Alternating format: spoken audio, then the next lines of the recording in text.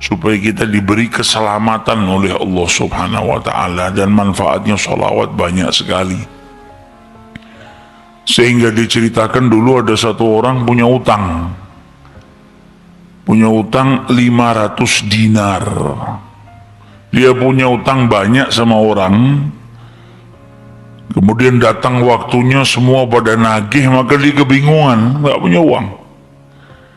Akhirnya dia pergi ke salah seorang saudagar, dia pinjam uang 500 dinar. Diberikan sama saudagar tadi. Sebelum diberikan ditanya, kapan mau kau kembalikan uang ini? Maka dia berkata, insya Allah di tanggal sekian saya kembalikan. Uang itu diambil, dia bayarkan hutangnya satu persatu. Selesai dibayarkan tidak tersisa uangnya. Gak ada sisa modal untuk dia putarkan supaya bisa membayar hutangnya yang 500 dinar ini. Karena apa? Memang dia pinjam sesuai dengan kadar hutangnya. Sampai ketika datang waktu jatuh tempo, yang punya uang datang ke rumahnya nagih, mana uang 500 dinar yang kau pinjam? Kau janji hari ini akan melunasinya. Maka dia bilang, demi Allah, sepeser pun saya nggak punya. Saya belum mendapatkan apa-apa untuk saya bayarkan kepada dirimu. Maka yang punya uang nggak mau tahu. Engkau janji tanggal sekian mau kau bayar, sekarang sudah jatuh temponya, maka bayar hutangmu sesuai dengan ucapanmu. Dia bilang, saya nggak punya. Kalau begitu ayo pergi ke Qadhi, pergi ke hakim. Nggak benar ini perbuatanmu. Maka yang ngutang tadi dibawa sama yang punya uang ke hakim. Diceritakan perkaranya, ditanya sama hakim, kenapa tidak kau bayar hutangmu? Bukankah engkau berjanji hari ini akan melunasinya? Dia bilang, iya saya berjanji, tapi saya nggak punya uang. Saya bukan pengkhianat, bukan orang yang mau berdusta. Kalau berdusta saya akan bilang saya nggak punya uang. Nggak ada perjanjian di sini, nggak ada bukti. Tapi saya ngaku kalau saya punya utang dan hari ini saya nggak punya uang untuk saya bayarkan. Maka Qadhi berkata, apa? Kalau begitu kau melanggar janjimu, maka engkau harus dihukum, engkau harus dipenjara. Maka yang utang tadi bilang apa? Kalau begitu ya sudah, kalau memang hukumannya saya harus dipenjara karena saya nggak bayar utang, ya sudah saya terima. Tapi tolong berikan saya waktu 1 hari. Saya mau kembali ke rumah saya mau izin dengan istri dan anak-anak saya. Besok saya akan kembali ke sini lagi dan masukkan saya ke dalam penjara. Maka sang hakim berkata apa? Bagaimana mungkin saya bisa percaya dengan dirimu? Siapa yang menjamin dirimu? Kalau ada yang menjamin kau bakal kembali ke sini, maka saya lepaskan. Dia bilang, ya Qadhi, kalau saya niat lari sudah dari kemarin-kemarin saya lari. Kalau saya niat lari, saya nggak datang ke sini. Maka percayalah, saya akan kembali di esok hari. Maka kata Qadhi, jaminannya apa? Akhirnya lelaki tadi bilang apa? Jaminannya, yang menjamin saya adalah Rasulullah Shallallahu Alaihi Wasallam. Maka sang hakim bingung. Maksudmu yang menjamin Rasulullah ini bagaimana? Dibilang, ya hakim, kalau saya besok nggak kembali ke tempat ini, saya bersedia ditolak menjadi umatnya Nabi besar Muhammad Shallallahu Alaihi Wasallam. Ini tidak main-main sumpahnya. Dan ini bukan sembarang orang, memang orang yang soleh. Dia bilang, berikan saya waktu sebentar, saya kembali kepada keluarga saya pamit dengan istri saya, besok saya kembali. Saya bersumpah dan saya siap dikeluarkan dari umatnya Rasulullah, nggak dianggap sama Rasulullah kalau sampai saya berdusta. Maka si hakim tadi mendengar sumpahnya seperti ini, akhirnya dipercaya, kalau begitu kembalilah. Maka dia kembali ke rumah, dia ceritakan kepada istrinya, dia minta izin sama istrinya, suamimu ini mungkin besok di penjara karena nggak bisa bayar utang. Kata istrinya, kalau kau dihukum penjara, terus apa yang bisa membuatmu keluar sekarang ini? Kok tidak langsung di penjara, kok bisa kembali ke rumah?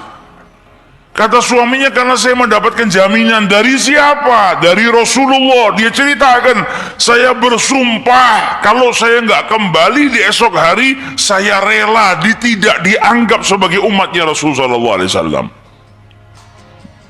Maka istrinya berkata, selagi engkau ini mendapat jaminan dari Rasulullah atau kau menjaminkan Rasulullah Sallallahu Alaihi Wasallam, maka ayo kita perbanyak sholawat. Semoga Nabi besar Muhammad Sallallahu Alaihi Wasallam benar-benar menjamin dirimu. Karena sholawat itu manfaatnya besar. Sholawat ini berkahnya luar biasa.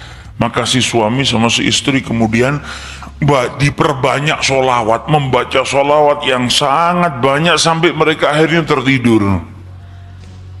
Yang laki yang punya utang tadi ketika tidur mimpi berjumpa dengan Rasulullah Sallallahu Alaihi Wasallam, dan Nabi dalam hadisnya telah bersabda, man ra'ani fakat ra'ani haqqa. Siapa yang mimpi berjumpa dengan diriku, maka sesungguhnya itu aku.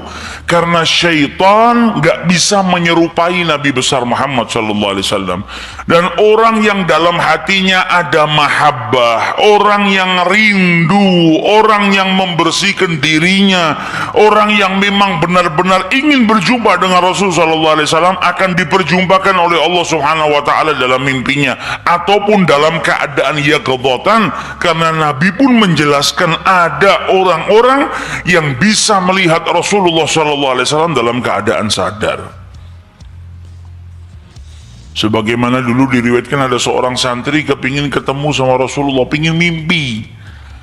Tanya sama gurunya, sama kiainya, ajarkan kepadaku caranya mimpi ketemu Rasulullah itu bagaimana. Kata kiainya, apa gampang. Nanti malam kau makan ikan asin yang banyak, setelah makan jangan minum, kau tidur. Maka dia bingung, apa hubungannya ikan asin dengan mimpi ketemu Rasulullah? Praktekkan. Ini kiai mau mendidik santrinya yang betul-betul kepingin berjumpa dengan Rasulullah, pingin mimpi dengan Rasul Sallallahu Alaihi Wasallam. Maka malam hari datang dia makan ikan satu piring, setelah itu nggak minum, tidur. Bangun tidur dia pergi ke gurunya, marah, mana saya nggak ngimpi ketemu Rasulullah. Kata gurunya, apa yang kau impikan? Kau mimpi ngelihat apa? Kata santri tadi, saya mimpi ngelihat laut, ngelihat sungai, ngelihat hujan, ngelihat air terjun. Kata gurunya, karena sebelum tidur yang kau rindukan adalah air. Kau makan ikan asin sehingga kau kehausan. Yang kau rindukan dan kau dambakan air. Maka apa yang kau rindukan dan apa yang kau dambakan datang dalam mimpi. Coba setiap kali kau tidur kau rindu dengan Rasulullah. Coba setiap kali kau tidur kau ingin sekali dan minta sama Allah Subhanahu Wa Taala agar diperjumpakan dengan Rasul Sallallahu Alaihi Wasallam. Maka kau akan diperjumpakan dengan Nabi besar Muhammad Sallallahu Alaihi Wasallam. Nah, ini yang diajarkan sama para ulama. Ini yang punya utang tadi mimpi ketemu Rasulullah Sallallahu Alaihi Wasallam. Dalam mimpinya apa kata Rasulullah? Kau jangan takut, jangan gelisah. Orang yang mahabbah. Baca sholawatnya bukan sekedar baca, tapi baca dari lubuk hatinya, baca dengan penuh kecintaan. Mimpi berjumpa dengan Rasulullah dan berkahnya sholawat tadi bisa menyelamatkan orang. Hajat-hajatnya bisa dikabulkan, dapat pertolongan dari Allah Subhanahu Wa Taala. Maka dalam mimpinya Rasulullah bilang apa? Besok pagi kau pergi, idhab ilal wali, pergi ke gubernur di tempatmu itu, bilang sama gubernur tadi, Rasulullah mengucapkan salam kepadamu, dan sampaikan kepada si gubernur, kalau setiap hari dia bersolawat kepada Rasulullah sebanyak 1000 kali, itu solawatnya sampai kepada Nabi Muhammad. Dan sampaikan kepada si gubernur, tadi malam dia itu kebingungan baca sholawat sudah 1000 atau belum. Ada salah dalam menghitung sehingga dia itu gelisah, saya sudah 1000 atau belum. Maka sampaikan kepada gubernur itu bahwasanya sholawatnya sudah sampai 1000, jadi dia nggak perlu gelisah. Bangun dari tidur, dia mau kembali ke Gaudi, tapi sebelumnya dia pergi ke wali, pergi ke gubernur tadi. Sampai di rumahnya gubernur, dia sampaikan, wahai wali, wahai gubernur, Rasulullah menitipkan salam kepadamu. Kaget dia. Orang yang selama ini dia sholawati, gubernur ini gubernur yang cinta kepada Rasul Sallallahu Alaihi Wasallam, tiba-tiba ada orang yang datang bawakan salam dari Rasul Sallallahu Alaihi Wasallam. Nabi Muhammad berkata kepadamu, wahai gubernur, sholawatmu yang kau baca 1000 kali setiap hari sampai kepada Rasulullah. Dan tadi malam ketika engkau kebingungan sholawatmu itu sudah 1000 atau belum, ternyata sudah 1000. Nabi ngabarkan kau jangan takut, jangan gelisah, karena sholawatmu seperti biasa, istiqomah kau baca, jumlahnya sudah 1000. Dan Nabi Muhammad minta engkau bantu diri saya untuk melunasi hutang. Maka saking gembiranya dapat salam dari Rasulullah, dapat kabar kalau sholawatnya yang selama ini dia baca sampai kepada Rasul Sallallahu Alaihi Wasallam. Ditanya utangmu berapa? 500 dinar. Diambilkan 500 dinar dari Baitul Mal. Setelah itu diambilkan lagi 2500 dinar dari uang pribadinya. Ini hadiah buat dirimu karena kau datang bawa kabar gembira kepadaku, yaitu Rasulullah Sallallahu Alaihi Wasallam mengucapkan salam kepadaku. Mahabbah. Kita belum tentu, kalau mungkin andai ada orang yang mimpi berjumpa dengan Rasulullah, kemudian Nabi mengucapkan salam kepada kita, belum tentu kita bahagia sampai bisa mengeluarkan harta seperti itu. Tapi orang-orang yang mahabbah, kecintaannya sama Rasulullah luar biasa.